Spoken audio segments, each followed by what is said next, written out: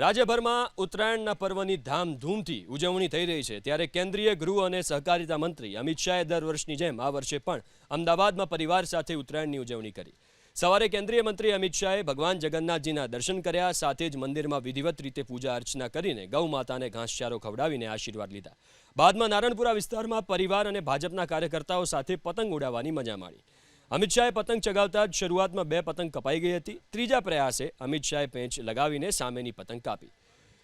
અમિતભાઈ શાહની સાથે તેમની પત્ની સોનલબેન શાહ, પુત્ર જય શાહ સહિત પરિવારજનો ઉપસ્થિત રહ્યા। નારણપુરા બાદ અમિત શાહ નવાવાડજ વોર્ડ પહોંચ્યા, જ્યાં આસ્થા ઓપલ સોસાયટીમાં અમિત શાહે ઉત્તરાયણની ઉજવણી કરી।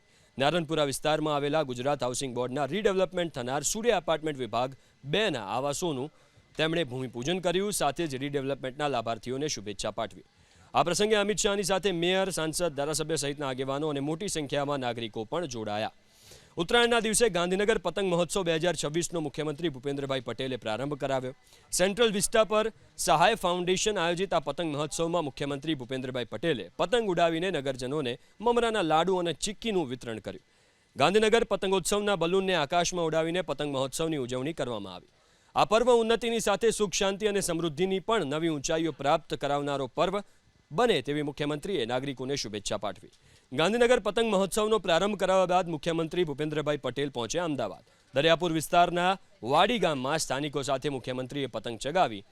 જેમ પતંગ આકાશની ઊંચાઈઓને આંબે છે, તેમ ગુજરાત વિકાસની નવી ઊંચાઈઓ સર કરે તેવી ભાવના સાથે મુખ્યમંત્રીએ વાડી ગામની મુરજી પારેખની પોળમાં પતંગ ચગાવીને પર્વનો આનંદ માણ્યો। સામાન્ય નાગરિકની જેમ મુખ્યમંત્રીને પોતાની વચ્ચે જોઈને સ્થાનિકોમાં પણ અનેરો ઉત્સાહ જોવા મળ્યો। પોળના રહીશોએ પોતપોતાના ધાબા પરથી હર્ષનાદ અને અભિવાદન સાથે મુખ્યમંત્રીનું સ્વાગત કર્યું, તો મુખ્યમંત્રીએ પણ અભિવાદન ઝીલીને સૌનો ઉત્સાહ વધાર્યો। આ તરફ નાયબ મુખ્યમંત્રી અને ગુજરાતના ગૃહ રાજ્યમંત્રી હર્ષ સંઘવીએ પરિવાર સાથે ઉત્તરાયણની ઉજવણી કરી। પીપલોદની ગોવર્ધન હવેલીમાં પૂજા અર્ચના કરીને ગૌ માતાની પૂજા કરીને નાયબ મુખ્યમંત્રીએ ઘાસચારો ખવડાવ્યો। બાદમાં પોતાના નિવાસસ્થાને પરિવારના સભ્યો સાથે હર્ષ સંઘવીએ આકાશમાં પતંગના પેચ લડાવ્યા। એક આદર્શ પિતા તરીકે પોતાની પુત્રી માટે જાતે જ પતંગની કિન્યા બાંધી હતી। પતંગની ખેંચતાણ અને કાયપો છેના નારા સાથે સંઘવી પરિવારે મકર સંક્રાંતિના પર્વની ઉત્સાહભેર ઉજવણી કરી। એબીપી અસ્મિતા સાથે વાત કરતા હર્ષ સંઘવીએ ભાજપ અને ગુજરાતની જનતાએ એક સિક્કાની 2 બાજુ હોવાનું કહ્યું। એટલું જ નહીં, ડ્રગ્સના એક પતંગને આ જ રીતે કાપીને રાજ્યને ડ્રગ્સ મુક્ત બનાવવાની વાત કરી।